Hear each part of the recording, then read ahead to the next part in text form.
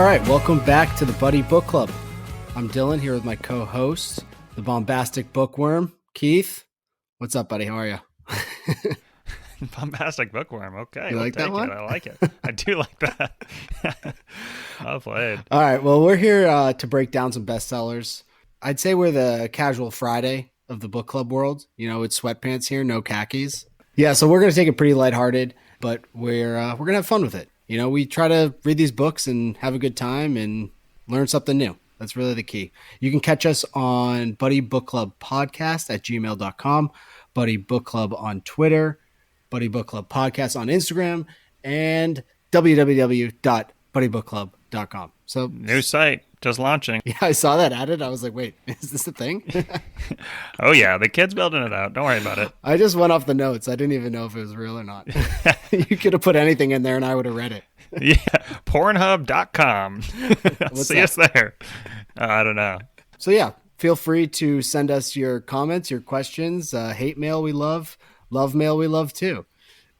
This week, we're going to be reading, or we did read, Andy Weir, his second novel after the popularity of The Martian, which is Artemis. This is his first novel after becoming a full-time novelist. Previous to this, like actually when he wrote The Martian, he self-published it alone, which is crazy. To self-publish a bestseller that ends up getting made into a movie with Matt Damon is crazy. But additionally, he was still working as a software engineer when he wrote that. So end of the day, Andy Weir, props to you, brother. Like that's Does that mean crazy. He didn't have like an editor? He didn't have all the other like resources that a publishing company would provide, or did he have? He definitely didn't have the resources. No resources. I don't know if he had his own editor or whatnot. I'm sure he like bounced ideas and he had someone reading his stuff and going over it. But and then once it got some sort of popularity, I wonder how that works. If we had read The Martian, I would have done that research, but we did not. We're reading Artemis. But Artemis is a lunar colony and the home of our protagonist, Jazz Bashara. She's basically like a GoPuff delivery driver for the good folks of Artemis, which is like I said, the lunar colony. But she has a side gig smuggling in illegal items, nothing too nefarious. She eventually takes a job as a get-rich-quick scheme and also quickly finds herself in over her head, which is pretty much the first half of the novel. The second half is basically Jazz putting together a crew to finish the job. Accurate? Yeah, I think that covers it. When we first picked it, or at least I think I picked this one, unfortunately. Yep, you did. It read as a Andy Weir's follow-up book, which I was like, oh, everyone said The Martian's fucking unreal. And then it was basically a sci-fi adventure / like moon journey book. And I was like, oh, this is right up my alley. This is going to be perfect. So that's what it's pitched as. I don't think it delivered, but yeah, we'll get into that later. Yeah, it's kind of like my next question was like, what kind of book is this? Because if someone said, hey, this is a heist book that takes place on the moon, I'm like, all right, I'm in. You know, like that sounds cool. It wanted it to be, and I talked about this later, but it wanted to be Ocean's 11 on the moon, and it ended up being science _ science fiction. That's it. That's the only thing I would say. It's basically a science book. I know you love Brave New World, but I think it's very, very similar actually to Brave New World, where it's a cool world building, like a very realistic, real like idea, something that could definitely happen in the future, but a shitty story wrapped around it. So that was my issues right away. So would you say that this is a heist book, a crime book, a space colony book, or a how-to on welding in space?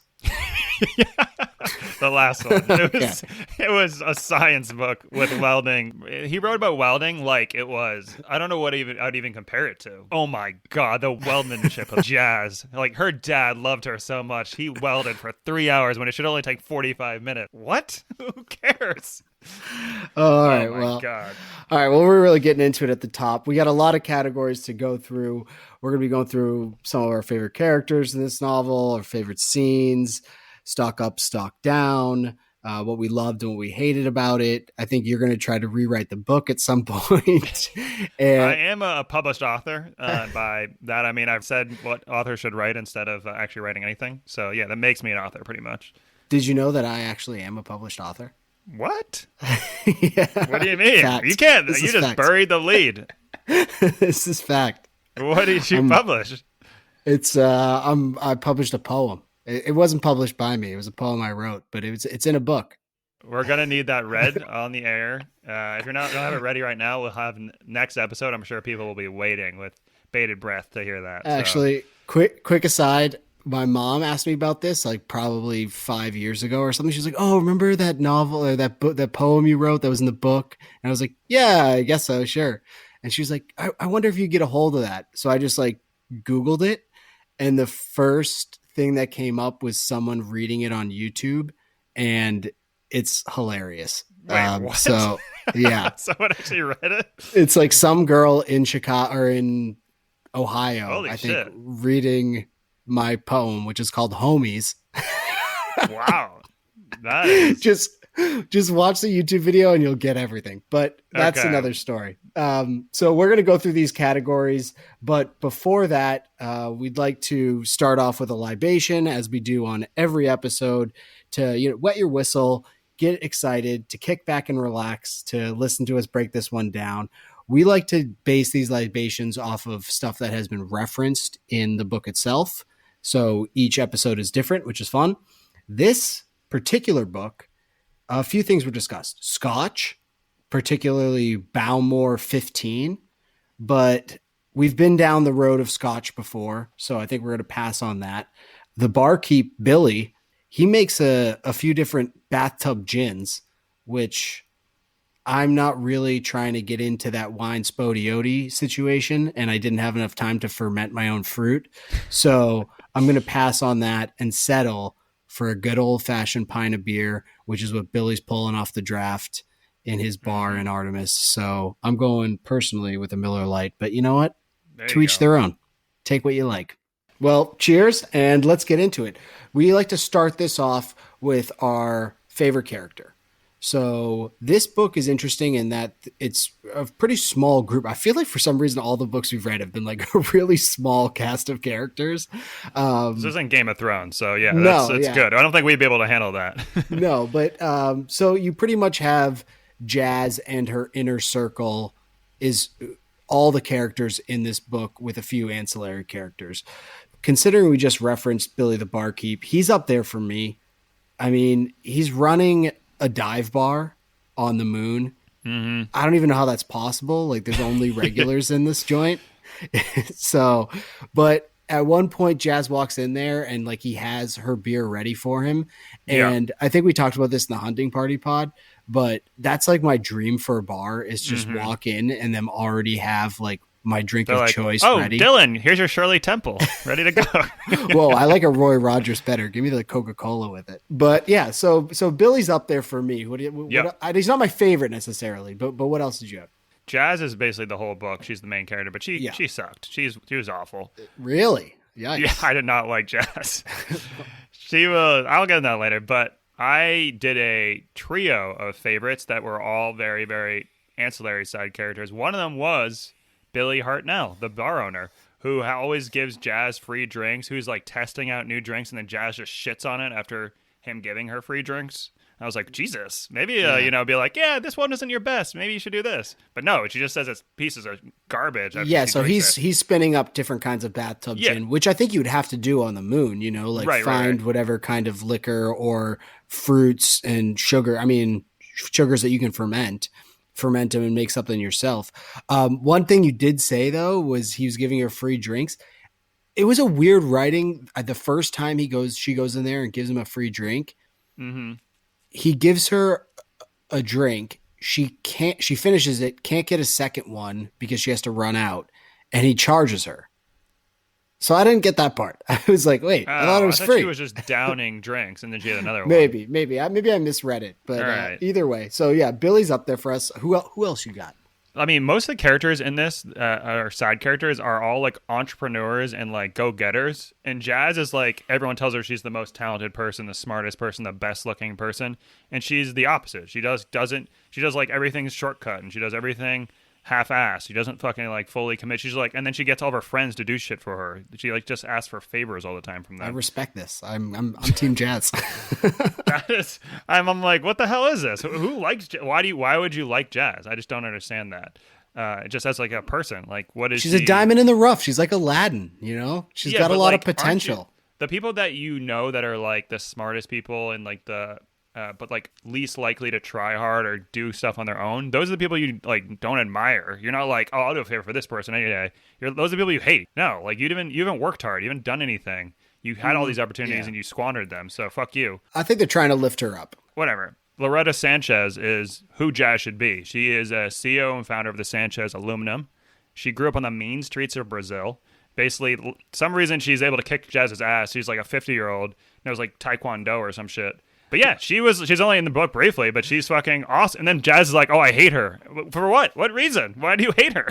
She was protecting her business. If someone came into my business and has like multi-million-dollar harvesters and they try to destroy them, that person should be killed, right? Yeah, that's just fair. I mean, that's fair. So she's like, oh, she tried to kill me. Why would she do that? It's like, because you try to ruin the business she grew by herself after like starting from nothing. Like, how about a little bit of empathy from the other person's point of view, fucking Jazz? Am I getting mad? Yeah, a little bit. Yeah, you don't like Jazz at all. No, I don't. I don't like it. I don't like her at all. And she's like, yeah, I'm really good looking. How do you like Jazz? You like Jazz? Well, I mean, it's for your Loretta point. She is Brazilian, you know, and Brazilians are great fighters, you know, in general. I mean, you had the whole Gracie family. You know, like you said, she grew up on the mean streets. She probably learned how to fight there. So, she learned leverage. You know, so I'm not too concerned about the fighting situation. But Loretta seems like a good person. I don't know why Jazz continued to hate her the entire time. Didn't make any sense. Saved her life at the end. Yeah. And then afterwards, they're like, oh, who's running the company? And she's like, Loretta. It's like, no. Yeah. It's like, why is this person your enemy? Like, what did she do? It made no sense. Even at one point, she's like, I'm not connected to the mob. I just like, I have to do this. You know what I mean? Like, I want to run this company and I have to pay off mob people. Like, so if this is 1950s New York and there's like the ice cream parlor guy who has to pay some cash to the mob so they don't throw bricks through his windows, like you're shitting on that guy? What? Yeah. I'm confused, Jazz. Like she was like all she cared about were her employees. She basically was like on the Titanic going down with the ship at her facility, being like, everyone out except for me. I go down with this fucking thing. Like I want everyone else to be safe. And then when the train went back to town, she said, all I care about is my employees. All I care about is that's like all she cared about. She's like the best person. Yeah. It seemed like she was a great person, and Jazz hated her for literally no reason. She hated her because she's who she should be, but she's not because she's the worst. Oh, that's an interesting take. Yeah. Yeah. So she just didn't like her because she was kind of jealous. Okay. Other favorite characters I had. You know what? I love the nerdy guy in any movie or book who can't get the ladies but tries. Yeah. So Svoboda, I don't even know how to say it. How do they say it? You listen to the audio books. I usually read. So how do they say his name in the book? Svoboda. Svoboda. So yeah, he's kind of Jazz's. He's got a huge crush on Jazz throughout the whole book. You can tell. She's not picking up on it for some reason, which is weird. I thought she was, and she was like, yeah, I know he likes me, but I don't like him. So yeah, maybe. Like she wasn't even and I need these favors. So yeah, she wasn't even like fun, flirty back or anything. She's just like, hey, you need to learn how to talk to women. Yeah. And he's like, all right, cool. Yeah. What's the worst thing to say to someone? At the same time, he creates a reusable condom. I don't know if it's a good idea or bad idea. We might get into that later, but at least it's an idea. He's got something going for him. Entrepreneurs in this book are very other than Jazz. And he's just an interesting, nerdy science type. So I was down with him. And he's loyal. What else do you need? Good guy. He's probably my pick. He's my pick. I like that. Yeah. That was definitely up there on the list, potentially. Yeah, the only person I ever had was Rudy Du Bois, who is just gets shit on for being good looking and wanting to do his job. That's literally, she's like, yeah, then Rudy's trying to get me kicked out for stealing all this shit and doing all this illegal stuff. What an asshole. That's why he's bad. All right. Jazz has some issues and you have some issues with Jazz. That's clear. I'm going to burn one of my potent quotables for this because you said Rudy. When Jazz describes Rudy, she says, Rudy Dubois is a seriously good looking man. He's 2 meters tall and as blonde as a Hitler's wet dream. Jesus Christ. Decent line, Andy Weir. Decent line. You'd think he'd be bad, though. You'd think he'd be a bad guy after hearing that. And then he's just like, yeah, all I'm trying to do is do my job and not like have the city burned down. Yeah, I mean, why would you think he's bad? He's just blonde. It's just because he says Hitler and it doesn't mean he's bad. Oh, okay. Yeah, it's just how blonde he was. Jesus. So that covers your characters. So this book is actually doesn't have a lot of like scenes, you know, in terms of like a set thing that happens. It's a lot of in between Jazz kind of running from somebody or going to a meeting with somebody in terms Science, of, and a lot of science. Like Andy, I appreciate the science, but like, I thought you would like this, be honest. I did. We'll get into that later, but like I did. It's just like, all right, there's a lot of science. But in terms of scenes, I have a few that I had listed as potentials for the favorite. I had the first attempted sabotage when Jazz goes out and tries to blow up the loaders or something. Harvesters. The harvesters, which is yeah. like a Command and Conquer Red Alert type thing. Gotcha. Nerd alert. Building the crew, which is good for any heist movie when they like build the crew up. I have a strong opinion the other way. Go on. Macroeconomics with Fidelis Ngugi, which is like this book needs this conversation that Jazz has with her in terms of explaining the bigger picture. So it's like, oh, okay, like I'm just trying to do this little heist thing. And it's like, okay, but take a step back, zoom out, and look at exactly what's going on here. And it's important for the reader to get that, to understand like how this space colony works, or this lunar colony, excuse me. You can't call it a space colony. This lunar colony works. So that was 3. And then the 4th was the second heist, which is kind of the climax of the book itself. Did you have any other ones that you like to throw out there for potential? When everything backfires and like after the smelting incident, creating that chloroform. Yeah. So the end of it, the like after the heist. Yeah. The one thing I didn't see coming was that, which I actually really, really liked, because I thought it was going to be actually a dark turn. And I thought Jazz was going to finally realize all of her shit she's been doing. So I thought like the squandering her talent, fucking over her dad, importing dangerous shit, doing all the shit she's doing is finally catching up with her. And I was like, yes, this scene's going to fucking like rectify this. Like, and then no, nothing happened. The end of the book happens and they're like, no one was injured at all. And it didn't have any consequences for you in any way. I'm like, oh, great. This is perfect. But I thought it would be more like I think I said like a Twilight Zone. Do you know how like Twilight Zone, a lot of them end where you're like, the person thinks they're doing everything right. In the end, they like realize their own faults because Twilight of it. Zone's phenomenal. Yeah, like, that's what I thought was going to happen. She'd finally look herself in the mirror and be like, oh, I killed all these people, you know, type of thing. But no. That definitely applies to this. I think that's actually a good call out. For my favorite scene, though, I think it's the first attempted sabotage when she tries to fuck with the harvesters, because it's our first real experience on the lunar surface. And I think the science plays in really well with that scene in terms of like explaining how things work. And you really get like a good picture of her doing this. So, because it would be hard to explain without the sciencey stuff, but it also then, because the science is involved, it makes it way more interesting. And it's just like a cool action scene. She's blowing up shit on the moon and, you know, lunar gravity is affecting it. And there's also like a clock running, you know, she's got X amount of oxygen and Y amount of time.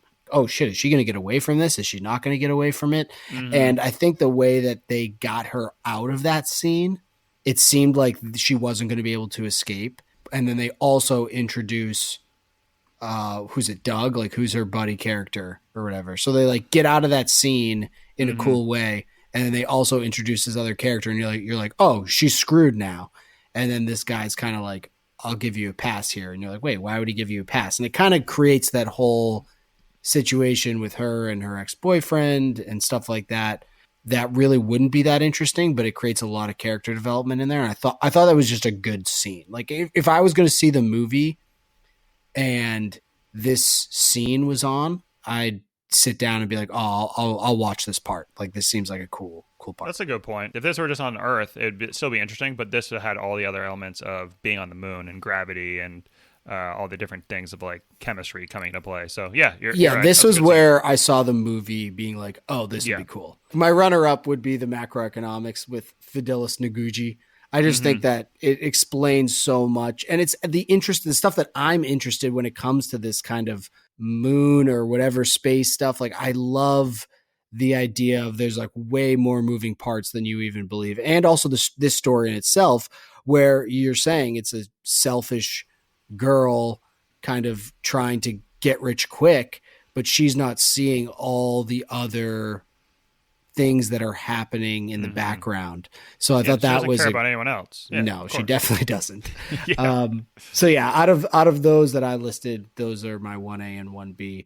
And then you liked the chloroform. Yeah, I thought that was the one point where things could go off the rails, and you didn't see that coming at all, which I thought was a cool twist. No, I dug it. Although it is, I will 100,000,000% agree with you that like no one dying or anything. It's like, no, like there was a couple casualties. Like I think they said that a couple people died, but like they had like previous conditions. Oh, they said they had cardiac arrests, but because the society loved out their neighbors so much, they all went and checked on them and they got them in the hospital soon enough. So yeah, which is surprising because she doesn't give a shit about anyone else. So. Yeah, it's like, oh, all these people, like they knew that person was having a heart attack, so they like got him taken care of.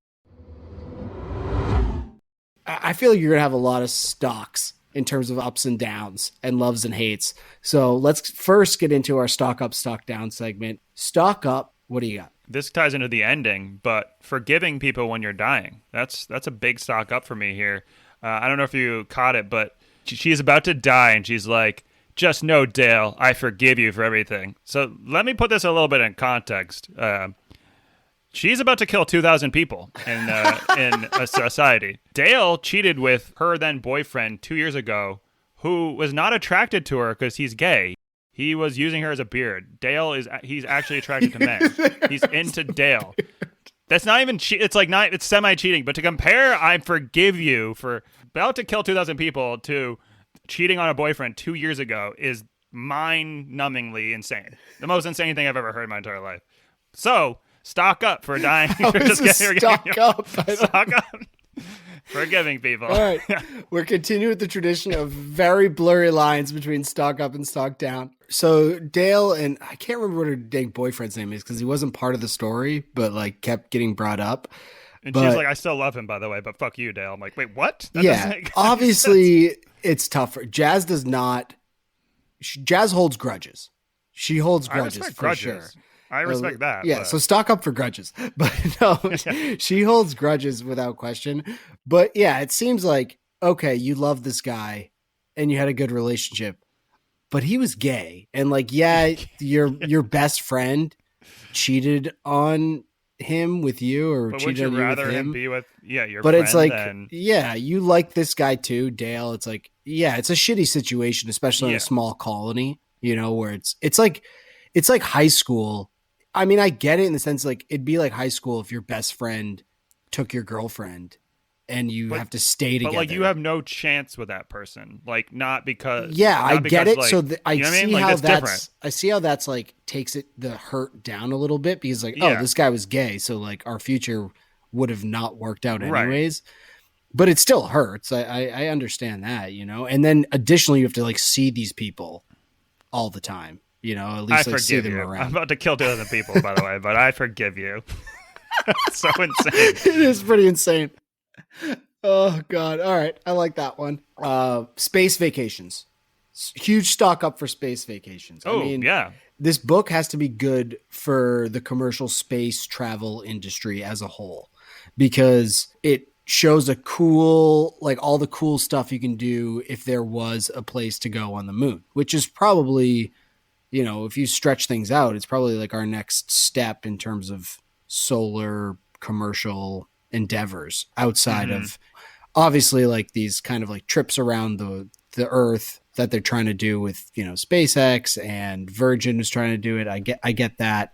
But if you're trying to actually go somewhere, the moon's the spot. And it's a pretty good spot. There's this low gravity, which they talk about a lot. Seems pretty interesting. You get to zorb on the lunar surface. Like, I'm not into zorbing, but I could see how on the lunar surface that'd be super cool. I mean, imagine what the stars would look like, and then you got an Earth rise going on in the background. Like, this sounds great. And then additionally, most importantly for the space vacations, nothing really bad happens. I know the chloroform thing totally screws stuff up, but like there's no breaches, and like Andy Weir takes a lot of time explaining like all the safety precautions that would be in place and how like the redundancies on top of that. So like if I read this book before going onto a plane or a space shuttle, I'd be like, yeah, get me there. This sounds sick. But I have a question for you. Are you into doing this? If this was available to you, so let's say right now you could go to the moon for a vacation for a week or whatever. It would cost you, I know it's like 70 grand in the book. Let's say it'll cost you 10 grand. 10 grand all in to go to the fucking moon. Would you be down? Listen, I think the view of the moon onto the Earth is probably the best thing you'll ever see. However, no chance. Like zero. You'd have to pay me probably. You'd have to pay me like $1 million to do it. I think. I don't think I would do it for anything less than that. I wouldn't even consider it. I don't think. Is it because I don't like flying? That's first off. So I'm not taking a spaceship up to. I also heard that when you're in space, it just basically feels, like the roller coaster feeling in your pit of your stomach. Never been on a roller coaster. Never been on one. All right. Do you know the roller coaster feeling in your stomach? Apparently you have that at all times. That sounds fun. That sounds miserable. And then the moon has just like the shittiest food, apparently. No beer or no like alcohol. Like there's all these like restrictions. It sounds terrible to me. I don't know. And then you obviously can die very, very easily. Well, that factors in. What about the internet? You get a 4-second internet lag time. Is that a problem for you? I actually had stock down the moon. I was actually thought it would be much cooler. I was like, all right, this place sucks. You know what? To tell you the truth, I'm with you. I'm 100% with you. Okay, there we go. To be brutally honest, I'm with you. The internet lag time, not for me. There's no hospital. There's no fucking hospital on the moon. Why is there no hospital? I don't understand that. That's a good point. It's a frontier town, but it's the final frontier. So it seems exciting, but it's not, because outside of like getting to do the zorbing excursion, if this was like your all-inclusive, you're which doing is like the cancer zorbing excursion, potentially ridden. Yeah. You only get, no, I'm sure they figured out the gamma rays and stuff like that and the ultraviolet. But, you get 2 hours. That's what they say. I think it's like 2 hours to do that. And like that would cost a shitload. So like I get it. But then outside of that, you're just like living in these bubbles. For me personally, I went to the Grand Canyon and it was like mind-blowing experience just because of like the stars, So I think you would probably have a similar experience on the moon of just like the stars and like seeing the Earth. Like it makes you feel tiny. Like it makes you feel into it's just like, so I think that would be amazing, but that's a moment, there are a series of moments. I don't want to fucking fly to the moon. So hard pass for me. But in general, space vacations, stock up, send it to the moon. Another stock up I had, though, I'll go in quick here. Pen pals. Yeah. Pen pals, it used to be a thing. I feel like when we were in elementary school, it was like, hey, we're going to write to this other elementary school in Phoenix. And it'd be like, oh, what's life like in Phoenix? And Jazz, throughout this story, Jazz has a consistent pen pal in Kelvin, who's living in Africa. I think he's in Kenya. Okay. Yeah. And they started off early based on their writings, but they end up from this pen pal. Not only do they have a long lasting friendship, like a lifelong friendship, but it also becomes quite profitable because then she has a like Earth contact to use for smuggling goods, and she sure does. Yeah. And for a lot for just do all these things for me and don't ask questions. But they say some nice things to each other. He says he's into soap operas, and Jazz says soap operas are lame. but it's okay if you like lame stuff. We can still be friends. That's a cool Totally. way to approach friendship. Yeah. Jeez. But in general, pen pals, it's a good I agree with sign that. for pen pals. Yeah. Stock up. There you go. Yeah, it was a very friendly exchange considering, like, if you go on Instagram or Twitter, those random people you meet are not very nice. So, agreed. I had another stock up. This is maybe a side, but Gone in 60 Second villains. I don't know if you remember Gone in 60 Seconds, but basically the premise is they need to steal 50 cars, right, in the allotted time to get like $1 million payout or something like that. And these cars themselves are all worth like, they're stealing cars that are like $250,000. So they're stealing 50 of them. So the math there, I don't really make sense. But anyways, they Well, end he up also stealing. had to like save his brother. So like there was like other... Well, yeah. Well, yeah, I'm just saying the general principle of what the contract was. Okay. I like how you're equating this to a Nick Cage movie. This is on point. Yeah. They steal 49 and a half cars. The 50th car was damaged. And the villain is like, nah, you're dying for this shit. You're dead. I'm fucking killing you because you didn't bring me 50 exact cars. My reputation's ruined. This one car is a little bit damaged, which is the most mind-blowing evil thing to possibly do. Okay, so this is like Gone in 60 Seconds. Stock up. Yeah, but so when Jazz destroys 3 of the 4 harvesters, which are worth, I think they said like hundreds of millions of dollars, which would substantially ruin the smelting business. All she gets is like, are you fucking done with that 4th one yet or no? Well, no, but the whole point is so the contract Yeah, it goes out of business. The oxygen contract or whatever can expire, or the aluminum contracts can expire. But their production levels are going to go be Yeah, dropped. but 75%. they'll drop, but they'll still be available to stay above the contracted limit. So I mean, that's all that matters. And then eventually they'll build more, and then nothing happens. So I get that. Took a company that had very limited, or basically limited assets, and they basically took like $600 million of assets. Is this still a stock up for you? I'm confused. Oh, I'm just saying that villain is looking. Those type of villains are back up. They're stock up. So, all right. Well, irrational villains are still up. All right. Well, you can parlay. I was more that of a Gone in into, 60 Seconds rant than anything. You can parlay that into your stock down then, because I feel like everything has been stock down. But I mean, for our listeners out there, like, it's not a great book. So, I mean, on the same note, one of my stock downs, or actually my only stock down, because I loved this book. I thought it was phenomenal. My only stock down was Law and Order itself. I mean, Jazz's original boyfriend was cheating on her with a 14-year-old girl. She's an adult. He's an adult. But Jazz, Wait. not this 14-year-old girl. Oh, okay. Jazz and her boyfriend are both adults. Yeah. And he's cheating on her with a 14-year-old girl. And this is not illegal. Like, the worst case this gets you is like a beatdown. And yes, I know that in this world we call Earth, there are lots of countries that don't have ages of consent, which is fucked up.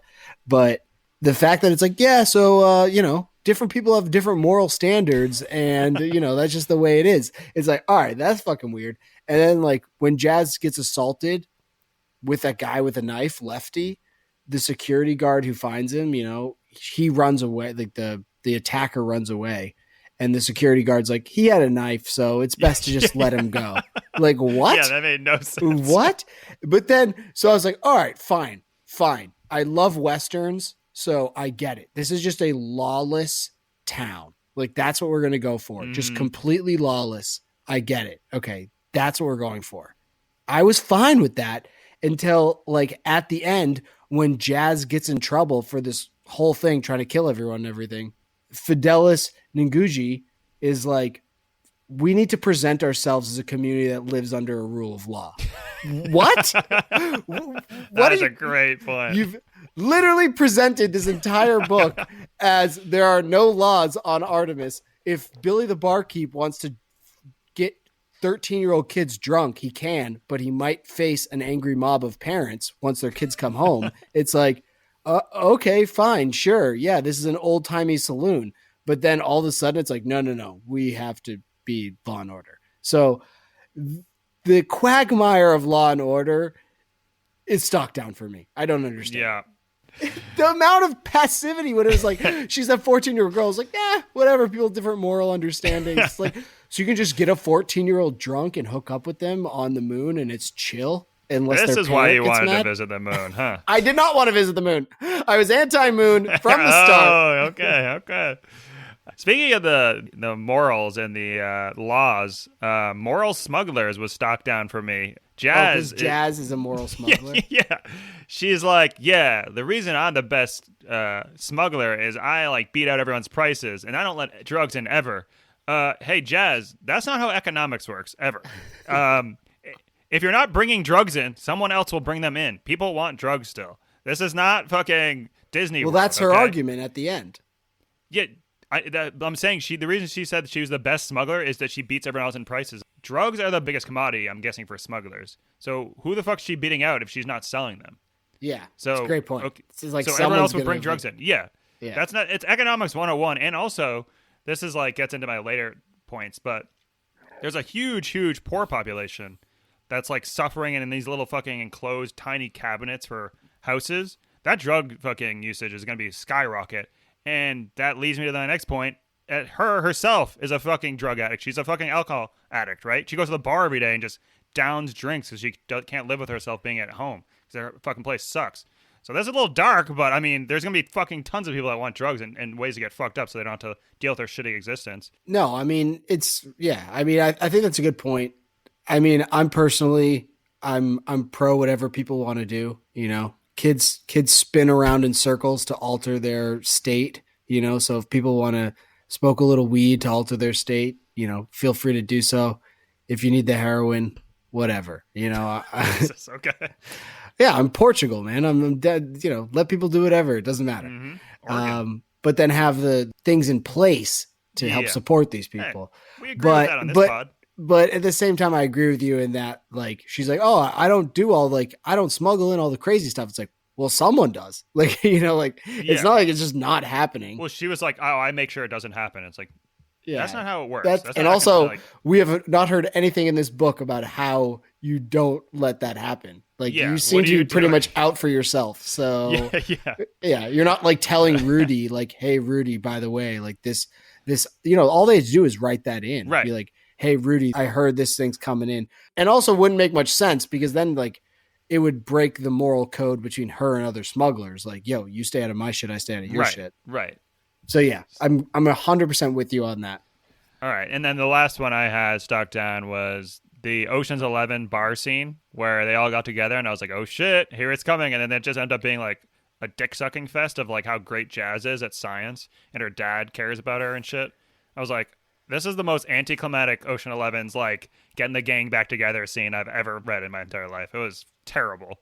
I know you talked about it earlier, but I thought it was awful. This is my biggest gripe. Okay, my biggest. There we go. I used that scene as a potential favorite scene just in case someone out there might have really enjoyed it, because I personally, this is my favorite part of every heist movie. The crew coming together is the best part, without question. Ocean's 11, the way they like Soderbergh, who made Ocean's 11, great director, also the Nick Cinemax that's now on HBO Max, whatever. But the part where they like are explaining how things are going to work and who's going to do what and trying to like get these guys on board while also then smash cutting to the actual event happening, you know? So it'll be like, Don Cheadle's going to do this. And then it smash cuts to like John Cheadle doing that. Love that stuff. Those are the best parts of heist movies. And this book, if anything else, it was like, you have to nail this scene. And it fucking ruined it. It ruined it. Terrible. She didn't explain anything to anybody. She just said, all right, guys, I have you all here. We need to get this done. And Bob, who's like the ex-Marine, you know, EVA master or whatever, he's like, all right, why should I get involved with this? Good question, Bob. Jazz, would you like to explain? She says, pretty much, if you don't get it, go stand in the corner until you do. It's like, what? wait. Oh, pardon me? Like, you're not like the prom queen here. Like, hold on a second. That makes absolutely no sense. And then after that, when everyone's like, okay, cool. Oh, so what's the plan? She's like, I can answer all of that, but first I need to know if you're in. You didn't explain what they're doing. You just said, I have you all here because like something needs to happen. And you didn't explain like what everyone's job was, what the situation is. Like, I just need to know you're in beforehand. That's the last line of the intro to the heist. It's, okay, here's everything that's going to happen. Is everyone in? Yeah, we're in. No, not in this one. I mean, even Bob says, he's like, it doesn't make sense to me. I'm not sure you're right. But just in case maybe you are right, I'm in. It's like, what? Like, wait, what? Did anyone bring up the point that chloroform could have killed all the citizens when they were going through this? Yeah, like what happened to the Ocean's movies when it's like, you know, every little thing is tied up and there's like good questions being asked. There was no questions. There was no explanation. It was just everyone S-ing Jazz's D, and I hated it. I hated it. Oh my God, that welding work is amazing. I've never seen welding like this. I'm just so buttered because it's like, heist movies potential. and books are so cool when they're explaining all this stuff, and it's like, oh, sweet. The Italian Job, same deal. It's like, oh, like, and this one just really fucking killed me on that. So I know I threw it up there as like a potential best scene because it really should be. Like, it really should have been. And unfortunately, it yeah, wasn't. and I assumed they were gonna like tie everyone back in to. I don't know what everyone was doing during the heist. I still don't understand what was going on there. It was very confusing until she blew up the smelter. I was just like, wait, what's everyone's job? What are people doing? Yeah, very, very I agree. disorganized. It could have been a cool way of kind of like smashing between different. I mean, the whole book. So the whole book is taken from. Actually, let's get into this with Love Hate. Love Hate. What did you love about it? I did think that it was really well researched, and again, I think it could be a very good movie. It was just like it's very similar to Brave New World, and like I've said a couple times, is that like the world building, the idea of this civilization occurring on the moon, it seemed very reasonable. There was no like, wait a second, how does this like? He was like, oh no, I'll go into like 10 layers of depth on how this works before there'll be no questions after this once I get done with the scientific part of this. So I thought that was really good about this. That was really my biggest thing. Again, we come across a book though that has like a cool idea or premise, at least around the setting, and then just a shitty story surrounded by it. So it is what it is. But that was my favorite part. I don't think we can compare this to Aldous Huxley's Brave New World because like that's a fucking masterpiece. But you gave the benefit of the doubt because it was written in the 30s. But like this book, I don't judge. I don't care for shit what year it was written. It should like that's we're talking about the story. love here, Keith. You got to love it. All right. I told you I like the Brave New World part of that too. I will agree. The science aspect was awesome. You know, it was really, really fun to read. And also because Andy Weir, like all of this science stuff that he included in this book is like factual as of today.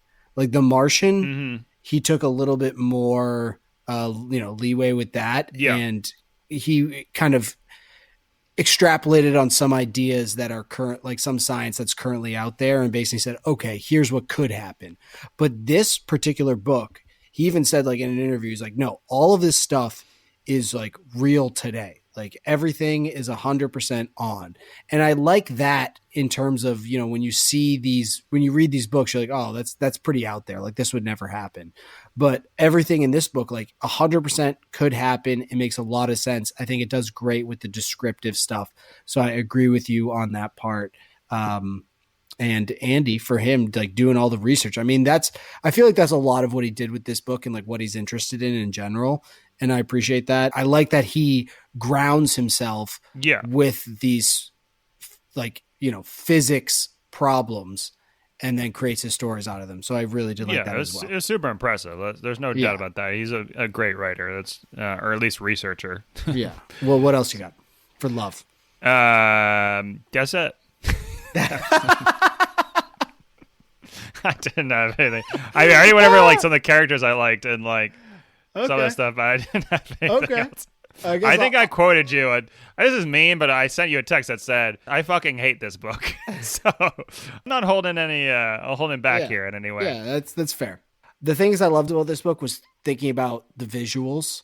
That was a big one for me. Just the spaces themselves, Artemis as a whole, the different buildings, Armstrong, Aldrin, going to that Apollo 11 visitor center. That would be super cool. Like, I'd love to see that come to life in a movie. I would see this movie if it came out. And, yeah, I would too. And I think it's because of that, those kind of visuals, those spaces. And then my last one is just the idea of a story of a character who's kind of a small cog in a big machine. So although she's operating on this like small little heist that's going on, there's a ton more in terms of how the colony works and whatnot that is addressed, but isn't the forefront of the story, but it gives you a scope. So kind of like Rogue One, where it's like just the story of stealing this Death Star plans, but as a Star Wars fan, like the bigger implications, or even, which is funny because as I was reading this, I was picturing it as kind of like a film noir. I know what noir means, but why don't you explain it to the listeners? I definitely know what it means. It's a crime story where there's usually like a protagonist who has some characteristics that you don't really love a lot, so there's like stuff about them that you're like, they kind of live in this like seedy underground. There's usually like a femme fatale, which isn't a characteristic in this particular, novel, but it's this kind of like there's questionable ethics or, morals going on. LA Confidential is a good one. Okay. So not everyone's not perfect. So that kind of storyline. Gotcha. I thought this was more of a comedic like twang to it than it did a. Yeah, this tries to be that, but like Chinatown is a good one with Jack Nicholson. Great noir, great movie, and it actually turned out when I was researching this afterwards, Andy Weir was like, Chinatown was one of my biggest influences when I wrote this. Interesting. So, yeah. So I like the idea of like the small cog kind of in a big machine. Okay, here we go. Are you ready? Take a deep breath. What did you hate about this? All right, let me start off with reusable condoms. Limit it to like 3. Okay. Okay, I'll try to cut it down. Reusable condoms. Do condoms cost that much? They don't, right? Why? In what world would you need reusable condoms? I don't understand. The whole point of the condom is like once you get done, you're like filled with guilt and shame. You know, aren't deep, man. But can you explain to me what a condom is? It's like a house on top of other houses, like short for condominium. Oh, okay, no, but you throw it away and you forget about it. Why would you ever need to meticulously clean it? It'd be like being like, oh, reusable like toilet paper. Like, gross. Why the fuck would you want that? It's just like you're saving what, $1 to now use that? Made 0 sense. Condoms in on the moon would be way more expensive. So, because like you have to get all them there. And although they seemingly don't weigh a lot, if you're having a good time, you're going to use a lot of them. They're going to cost a lot. Would you use a reusable condom? What? But the way that he builds it, you said you said you have to meticulously clean it. But yeah. The point was that Svoboda, he says you just kind of like throw it. It's like you throw it on your lava lamp of it, of like seeing it there and knowing you have to clean something that is literally something. You got the Catholic guilt. Yeah, exactly. You're like an Irish Catholic and you got thrown up with the Catholic guilt. You're like, I got to see my seed. Okay, so I picture it more of like on your nightstand, you have a lava lamp. And when you use this condom, when you're done, you just throw it back on the lava lamp. It cleans itself off and you're ready to go. Jesus Christ. If I was familiar with using condoms, I would use one of these. Fair enough. They talk about, this is always what bugs me out, like they're not ashamed of sex and like sex is whatever. But then like she got asked, hey, when's the next time you're having sex? Which would be a normal question if you weren't ashamed of it, right? You're saying when Svoboda asks her to test it. Yeah. Yeah. And she's like, oh, when are you having sex next? And she's like, oh, how dare you ask? And she's like feigns like being upset about it, which it doesn't make sense. You can either be like shameful of it and be private about it, or you can be out in the open, which she says the whole city is. She's like, I don't get why prostitutes bad. I don't get why talking about sex is bad. But then Sabota asks you, when are you having sex next? She's like, oh, how dare you? How dare you even mention that to me? Like, which one is it? Well, I'm glad we finally got here because What's here? here is the whole sex stuff going on in this book that we have not talked about yet, which is props to us that we haven't even scratched this. But yeah, there's a lot of talk about Jazz's promiscuity, which we actually don't witness at all. She addresses it, everyone else addresses it. There's like really uncomfortable sex comments that are made. I mean, one of the people says to her, like, you must be used to taking shots in the face, but I'm not.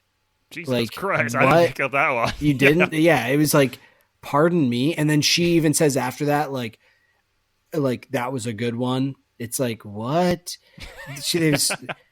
There's so many weird, like, sexual stuff. Like, when she meets the longshoreman, the guy, she says, like, what's in the box? And Jazz says, porn mostly starring your mom.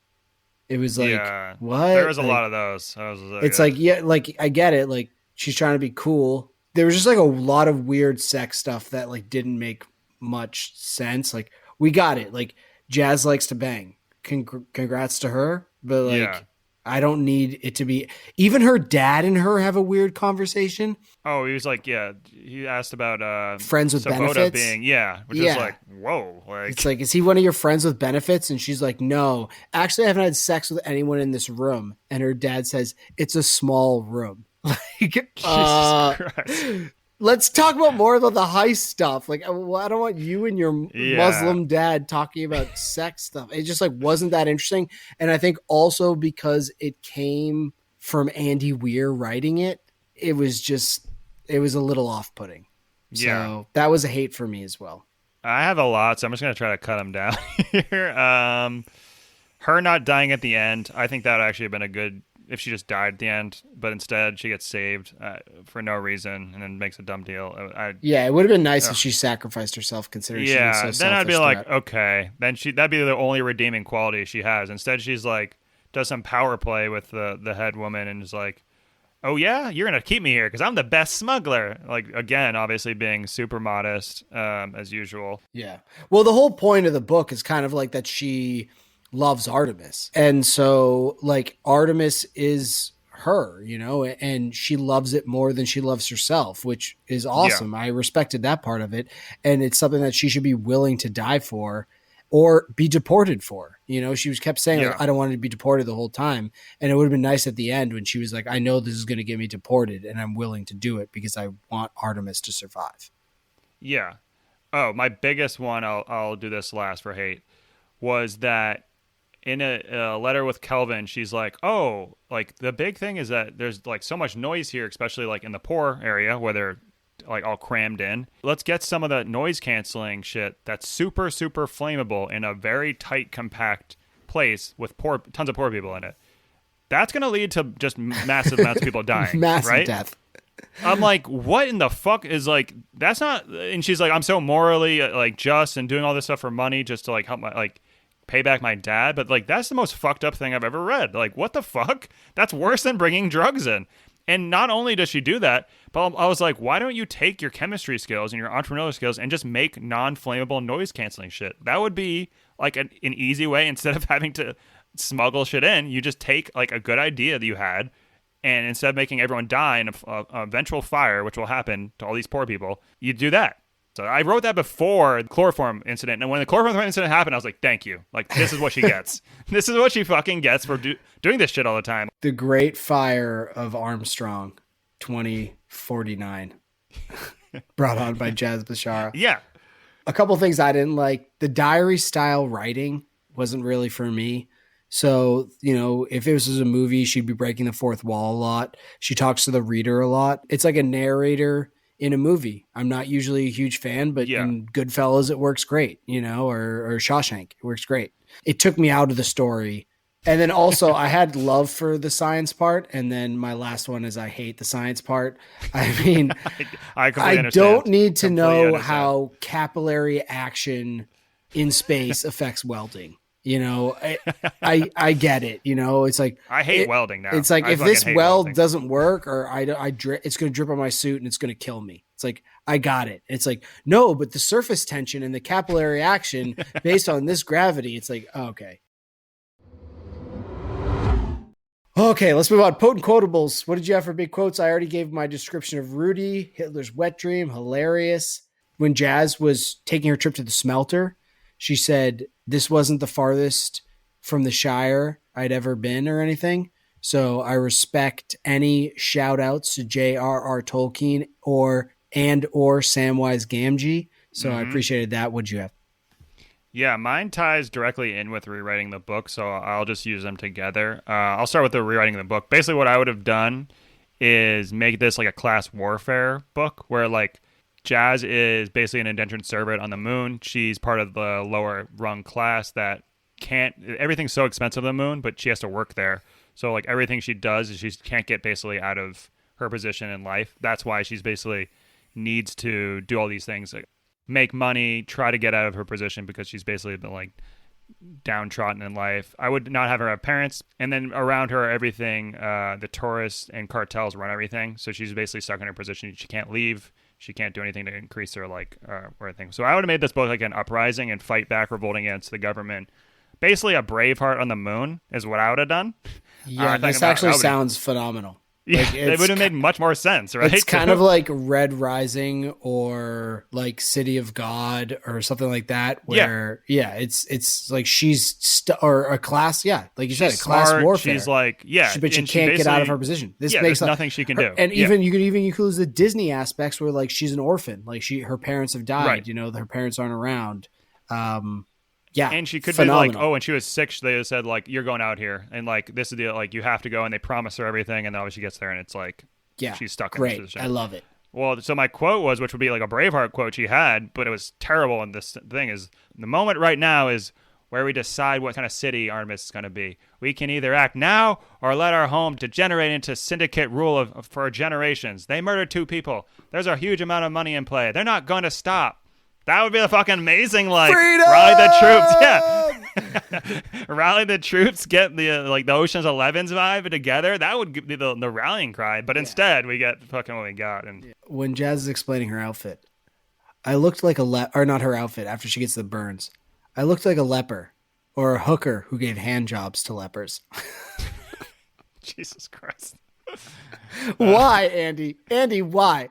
Why did you I look like a leper. Fine. It's good there. Why did you have to say who gave you hand jobs exclusively to lepers? Jesus Christ. Like, Andy's sick. He's sick in the head, but it did make me laugh. So I appreciate you. Last one I had was Jazz. So Jazz's whole thing was with Trond Landvik, and Trond ended up dying. At one point later, she's talking to Lena Ludvig, who's a cripple. And she's talking to her after her father dies. And she says, how you doing, kiddo? And the girl says, better. And she said, step by step. The girl's a fucking cripple. You can't say step by step. Are you kidding me? Are you like, what? The girl can't walk. How dare you? Step by step? Shameful. Jazz, shameful. So this is going to become a movie, potentially. The rights were obtained by 20th Century Fox, which was then recently, in the past couple of years, bought out by Disney. So now Disney holds the rights with like 21st Century Fox. So it's actually not 100% that this movie is going to be made. But the rights are purchased. So if it does get made, do you have any suggestions to the casting director as to who should play what role? So I did Jazz. So it was hard to imagine anyone other than Rosario Dawson, who I actually think did a really good job reading the book. She was Rosario really Dawson did the narration for the audiobook. Yeah. Yeah, and Gotcha. she graded all the accents. She did a bunch of different accents. She was really solid. I'm not sure how my brain works because like you told me that right when you started reading it. And then weeks later when I was thinking about who to cast for Jazz, I was like, oh, Rosario Dawson. And I was like, why am I thinking that? And it's crazy because I probably thought about that from your situation, but she's probably a little too old for this. So agreed. I did. Agreed. And then Mila Kunis I thought would be good too. She has like kind of, Yeah, she's a little too old too, but she has that both. You need like a little bit of comedy and sass. But I thought the best person would be, who I think is actually a really, really good actor and really funny, Haley Steinfeld. I know she is not necessarily doesn't look necessarily. She's in True Grit, and she's the girl in that. She's like super young. She's also a singer. She's like a really good singer. Okay.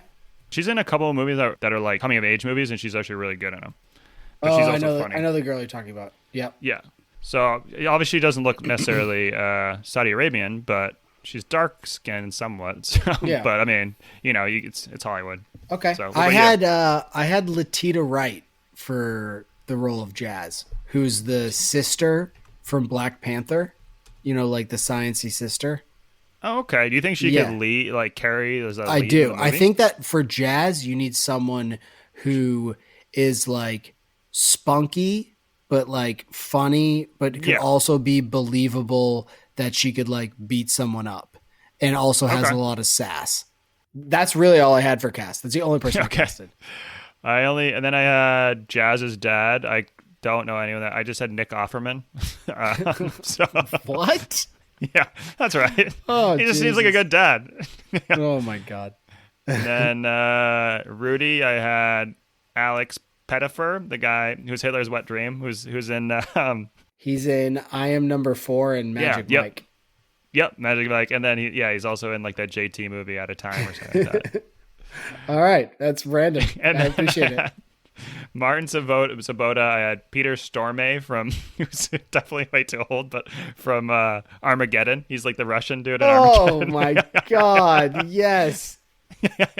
That's all I could picture. All right, what role would Nicolas Cage play in this one? Oh, you spoiled mine. I was going to say Kelvin would be Nick Cage.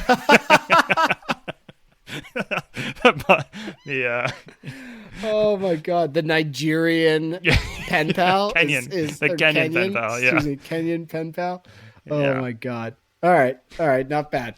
I like Peter Stormare though. He's great.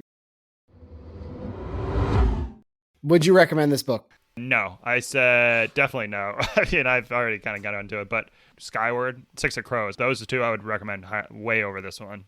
Yeah, I'd say if you're a big Andy Weir fan, then like for sure. Like if you really like The Martian, then like give it a go, but it's not for me. Like it didn't make a ton of sense. If they redid it as a movie, it could be kind of interesting. If like we talked about, they expanded on the heist role and took out a lot of the sex stuff. But yeah, so hey, you know what? You win some, you lose some, but either way, we enjoyed our experience together. And sometimes it's cathartic just to get on the horn here and talk some shit about a book.